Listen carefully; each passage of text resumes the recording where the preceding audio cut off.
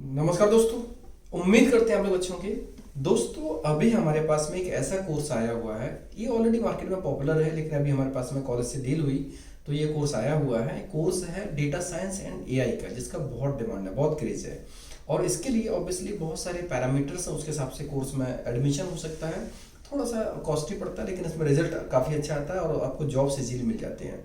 ये कोर्स रहेगा data science and AI का, आर्टिफिशियल इंटेलिजेंस का, जिसमें से बैचलर्स भी है, डिप्लोमा भी है। बैचलर्स करेंगे तो लगभग 3 साल का रहता है, कहीं कहीं पर डिप्लोमा 2 साल का भी मिलता है, लेकिन कुछ कॉलेज 1 साल का भी करते हैं। तो ये मान लीजिए 1 साल से लेकर 3 साल के बीच में तीनों टाइप के हमारे पास प्रोग्राम्स हैं। कुछ लोग बैचलर्स भी कर सकते हैं, लेकिन बैचलर्स के लिए ऑब्वियसली कंटिन्यूस 3 ईयर्स का प्रोग्राम होता है। अब यहाँ पर क्राइटेरिया थोड़ा सा टफ है। कैसा टफ है?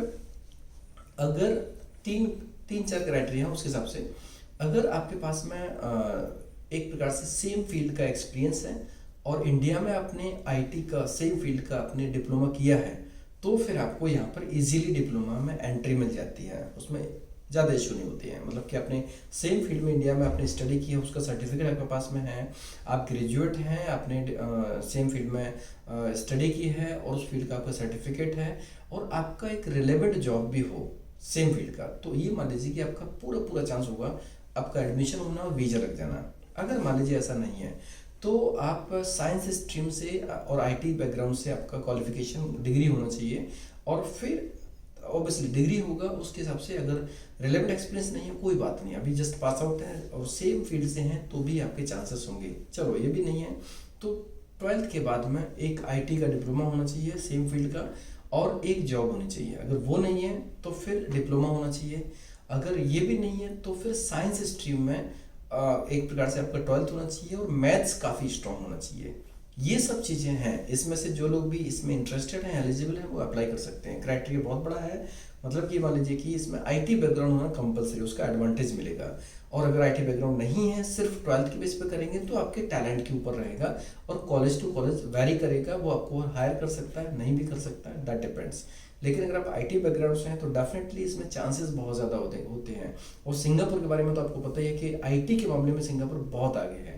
मतलब कि जिस मीटिंग रूम में मैं बैठा हूँ यहाँ पे, उस मीटिंग रूम का भी जो डोर है वो इलेक्ट्रॉनिक डिवाइस से लॉक होता है। मतलब कि इसमें सिंपल की नहीं होती है, और ये मेरे पास जो की होती है पंच करने के बाद ही ओपन होता है। तो यहाँ पर हर चीज़, इवन जो मेरा एकोमोडेशन है वहाँ पर मैं मोबाइल से लॉक ओपन करता हूँ, मैं मोबाइल से लॉक ओपन करता हूँ। मैं पहले यहाँ पर एक होटल में रुका था, वहाँ पर नंबर डाल के लॉक ओपन होता है। हर चीज़ टेक्नोलॉजी से कनेक्टेड है।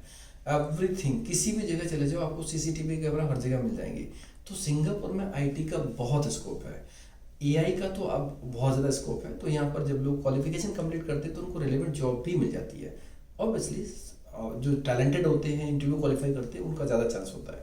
मेल फीमेल कोई भी इसमें अप्लाई कर सकते हैं, क्योंकि इसमें डिप्लोमा डिग्री दोनों टाइप के कोर्सेज हैं। तो एज लिमिट का वेरी जो टाइमिंग है वो बढ़ जाता है। मतलब कि 16 ईयर से लेकर देखा जाए तो मीन्स 32 ईयर तक तो नॉर्मल रहता है। लेकिन कोई डिग्री के लिए जाना चाहे तो थोड़ा सा ज़्यादा होगा तो भी चल सकता है।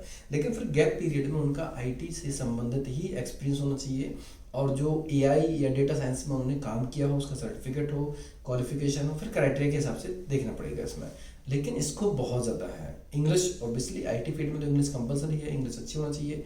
और जो लोग भी इंटरेस्टेड हैं, रिलेवेंट हैं, एलिजिबल हैं, वो टीम को कांटेक्ट कर सकते हैं। कोर्स काफ़ी अच्छा है। 1 ईयर से 3 ईयर्स के बीच में डिप्लोमा है। मतलब जो भी आप चुनना चाहें चुन सकते हैं। और यहाँ पर आईटी के जॉब्स भी इजीली आपको मिल जाती हैं, क्योंकि आईटी का बहुत बड़ा हब है। और आईटी के लिए इसमें यहाँ पर ही मान लीजिए आईटी कैसी क्वालिफिकेशन है यहाँ पर जो फील्ड है, कि आईटी के लिए लोग सिंगापुर में लाइक देखा जाए तो जो एक लोकल की प्रेफरेंस नहीं रहती है। आईटी के लिए वर्ल्ड में कहीं से भी लोग आ सकते हैं। वर्ल्ड में कहीं से भी लोग आईटी के लिए सिंगापुर में अप्लाई कर सकते हैं, कहीं से भी। मतलब को टैलेंट के उनके पास टैलेंट होना चाहिए, वो हायर कर सकते हैं, अच्छी खासी सैलरी पे हायर कर सकते हैं। आपको याद होगा हमारे पास में एक रिक्वायरमेंट आई थी पहले, बहुत पहले 13,000 सिंगापुर डॉलर की सैलरी थी। तो पॉइंट है कि यहाँ पर सिंगापुर में आईटी 4,000, 5,000, 6,000, 7,000 कोई बड़ी बात नहीं है। टैलेंट होगा आपको सैलरी मिल जाएगी। तो ये जो कोर्स है इस पर आप अगर स्टडी करके जाते हैं तो डेफिनेटली आपको इसको बहुत ज़्यादा मिलेगा। और उम्मीद करते हैं कि जो कोर्स है ये आपके लिए अच्छे लगे होंगे। आपको इसका वीडियो इन्फॉर्मेशन आपको अच्छा लगा होगा। अगर आपको अच्छा लगा और आप एलिजिबल हैं, इसमें इंटरेस्टेड हैं, प्लान करना चाहते हैं, तो आप टीम से कांटेक्ट कर सकते हैं। अगर आपको लगता है कि आप इसमें एलिजिबल नहीं है, इंटरेस्टेड नहीं है, या फिर बजट नहीं है, या फिर आपको मैचिंग नहीं होता है, तो आप अपने क्लासमेट, कलीग्स, जो नेबर्स, रिलेटिव्स, जो भी आपको कंफर्टेबल लगे, जो रिलेवेंट हो सकते हैं, उनको वीडियो भेज सकते हैं, जिसके जो रिलेवेंट होंगे, इंटरेस्टेड होंगे, एलिजिबल होंगे, इसमें अप्लाई करके इस गोल्डन अपॉर्चुनिटी का लाभ ले सकते हैं। धन्यवाद।